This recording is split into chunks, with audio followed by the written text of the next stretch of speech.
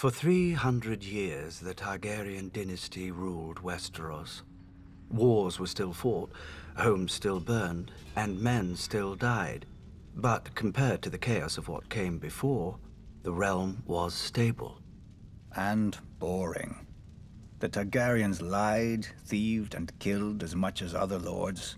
They just had dragons to answer all complaints. Until they didn't. When the last dragon died, it was only a matter of time before the Targaryens followed. By only, you mean another century? Which they wasted trying to replace their lost advantage. Incinerating their own palaces to hatch dragon eggs, drinking wildfire to become dragons, and let's not forget the Mad King's favorite, burning men alive so he could pretend to be a dragon. We urged Aerys to pardon Brandon Stark. The boy had threatened Prince Rhaegar, but Rhaegar had stolen the boy's sister. And the boy was the eldest son of our Warden of the North. Who's the greater fool, a Mad King or the man who reasons with him? Aerys saw knives in every shadow. When you told him to treat the Starks with caution, you made him afraid. And what he feared, he killed. I wouldn't have thought you, of all people, would bother with recriminations for Brandon's death, Lord Baelish. Not after your, shall we call it, duel with him? Brandon was as arrogant as he was stupid. Like his father, Lord Stark, who answered Aerys' summon to the capital. They earned their fates. But the younger son, Ned, what was his crime that Aerys ordered his death as well? Unlike men, families don't die when you lop off their head. At the very least, you should have pointed out that loyal and dutiful Ned was living with Jon Arryn, a proud and over-righteous lord with an impregnable castle and no sons of his own. Perhaps you could have spared Aerys the embarrassment of revolt. If only we'd had the foresight to consult you, Lord Baelish, but I suppose first we'd have had to know who you were. Nobody knew Robert Baratheon either, yet he claimed the right to sit on the Iron Throne. He had Targaryen blood, through his mother. A pretty dress for an ugly truth. It was war, and he could swing a hammer harder than the other options.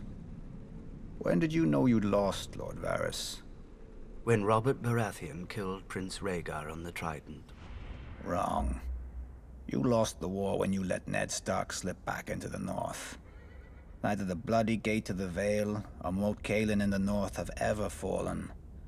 They could have held out for years, even if you'd killed Robert. But you let him slip through your fingers as well. I told the court that Robert was hiding in the Stony Sept, but the hand of the king wasted too much time searching the city.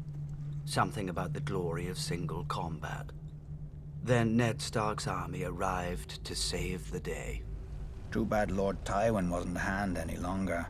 He would have simply razed the town and been done with it. Perhaps. And perhaps the rebels would have found even more of the countryside flocking to their banners. I'd almost forgotten. You weren't always so loyal to the Lannisters during the war, were you? I did my duty to the realm. When Lord Tywin showed up at King's Landing professing loyalty, I warned Aerys not to open the gates. Prince Rhaegar was dead, our army scattered. The lion does not stir unless he smells meat. I admire your powers of persuasion, Lord Varys.